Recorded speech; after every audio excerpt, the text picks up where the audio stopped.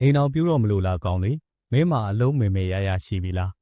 မိမတယောက်ကိုယူလဲဆိုတာပတ်စံရှာပေးုံနဲ့တာဝန်ကျေပြီလို့ထင်နေတာလားမိမိဘတွေကချမ်းသာတယ်ဆိုပါစို့မိမိဘချမ်းသာတာမင်းချမ်းသာတာမှမဟုတ်တာမိဘဘလောက်ချမ်းသာမင်းမအရေးချင်းမရှိရင်အချိန်တန်ရင်ကုန်းသွားမှာပဲလေရောက်ခမလောင်ကချမ်းသာလို့ငွေမတ်ပြီးယူမလို့လားရောက်ခမကိုအားကိုးမယ်ဆိုရင်တော့တေးကြတယ်တသက်လုံးကြုံဖြစ်ရင်ဖြစ်မဖြစ်ရင်နွားဖြစ်မှာပဲအရေးချင်းမရှိရင်တော့ကောင်းလေးရေမင်းကိုချစ်ပါတယ်ဆိုတော့မင်းရဲ့အိမ်တော်ဘက်ကအချိန်ကြာလာလေးမင်းကိုအလေးမထားလေးပဲ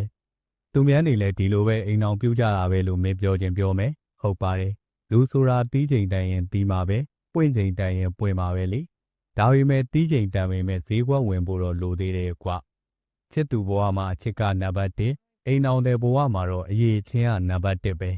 သူငကိုတဲကိုပြန်မှာထမရေတူတောက်ပြီးကြိုးစားမယ်ဆိုတဲ့အတွေးတွေနဲ့ယူခဲ့ကြတာပဲဒါပေမဲ့တာဝန်တွေအကုန်လုံးကမင်းထမ်းရမှာနော်မင်းမနဲ့မိမဘက်ကတိုင်ဝမ်ကမင်းတော်ရင်ချီးမြှောက်မယ်အမိပြုမယ်အေးမင်းအသုံးမကျရင်တော့တန်နှင်းခံရမှာတေးကြပဲအချစ်စိတ်မုံပြီးဘဝကိုတထွာလောက်လှမ်းကြည့်ပြီးဆိုမမိုင်းနဲ့ယောက်ျားတစ်ယောက်ရဲ့ကိုယ်သိက္ခာဆိုတာတနည်းရဲ့ရိုသေလေးသားမှုပဲကွာ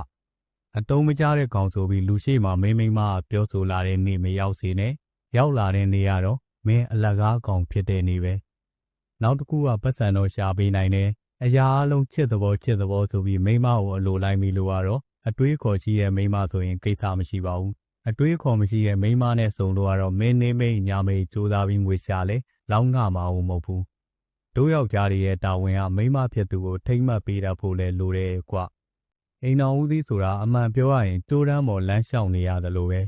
မင်းဆုံးဖြတ်ချက်ဒီမှန်ကန်ပြီးအောင်မြင်နေရင်တော့လင်းကိုဖျားလို့ကိုးကွယ်ကြမှာပဲဒါပေမဲ့မင်းအကောင်းဆုံးလုပ်နေတာတွေမအောင်မြင်တော့တဲ့အခါလင်းကိုဖျားလို့ကိုးကွယ်ဖို့ထက်မင်းကိုထမင်းခုခတ်ကြွေးရင်အောင်ကံကောင်းတယ်လို့မှတ်မိန်းကလေးတိုင်းကိုဆိုလိုတာမဟုတ်ဘူးနော်လောကမှာအောင်မြင်ရင်တစ်မျိုးအလုံးအစင်မပြေရင်တစ်မျိုးဆက်ဆံတတ်တဲ့မိန်းမတွေရှိတယ်ကွ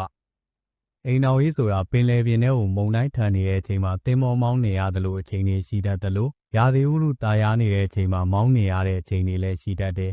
ဘယ်လိုအချိန်မှာပဲမောင်းမင်းမောင်းတဲ့သင်္ဘောမမောက်ဖို့ဟာမင်းရဲ့တာဝန်ပဲ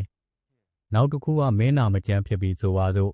မင်းရဲ့သနီးတဲ့မင်းအပေါ်ဘယ်လောက်ထိချင်နိုင်တယ်လဲအနွန်တာခံနိုင်တယ်လဲဆိုတာမင်းမယူခင်မှာတေချာရွေးချယ်တတ်ဖို့လဲလိုတယ်တခါတလေကျတော့ရည်သားဘဝမှာအားနည်းချက်တွေအကုန်မသိရပေမဲ့အိမ်အောင်လဲကြရောပူးပေါ်သလိုအကုန်လုံးပေါ်လာတတ်တယ်ဒါတွေကိုခံနိုင်ရရှိအောင်လဲကြိုတင်ပြင်ဆင်ထားဖို့လိုတယ်အိမ်အောင်ရေးဆိုတာချစ်သူနူတဲ့ပေါင်းတင်ရတယ်လို့လည်းမထင်လိုက်နဲ့နှစ်ဖက်အမျိုးတွေပါအဆင်ပြေနိုင်မလားဆိုတာပါစဉ်းစားရမယ်ရည်သားဘဝမှာရွေးချယ်ခွင့်ရှိသေးပေမဲ့အိမ်အောင်ကြပြီဆိုရင်တော့ရွေးချယ်ခွင့်မရှိတော့ဘူးလေငါတို့ယောက်ျားတွေကအရွေးမလည်းမနစ်နာပါဘူးလို့မတွေးလိုက်နဲ့လှေကားတုံးတဲ့ဆင်လိုက်တာနဲ့လူပြိုပြန်ဖြစ်တဲ့တင်တတ်ကြတယ်မဟုတ်ဘူးနော်ကောင်းလေးတေးကြတာတခုလက်ဆိုတဲ့ပွဲတစ်ခုကိုရမှာဖြစ်ပြီးဘယ်လို့မှလူပြိုပြန်မဖြစ်တော့ဘူးအလုပ်တစ်ခုကြာရှုံးသွားရင်နောက်တစ်ချိန်ပြန်ကြိုးစားလို့ရတယ်အိမ်တော်ရေးမှာကြာရှုံးသွားရင်တော့နောက်တစ်ချိန်ကြိုးစားဖို့ဆိုတာတိတ်မလွယ်တော့ဘူးကွအတိတ်တိဆောက်ခွင့်ရှိရင်လည်းငယ်လေးငယ်မရလောက်မင်းကိုတန်ဖိုးထားခြင်းမှထားတော့မှလေဒါကြောင့်ဘယ်ရာပဲဖြစ်ဖြစ်နှစ်ခါလို့ရမကောင်းဘူးကွတစ်ချိန်ထဲမှာအောင်မြင်အောင်လုပ်နိုင်ရင်အကောင်းဆုံးပဲဒါကြောင့်အိမ်တော်ပြုတော့မယ်ဆိုရင်အရွေးမမားဖို့လိုသလိုကြိုတင်ပြင်ဆင်ထားဖို့လည်းလိုတယ်ဆိုတာကိုတေးချာနားလည်ထားရမယ်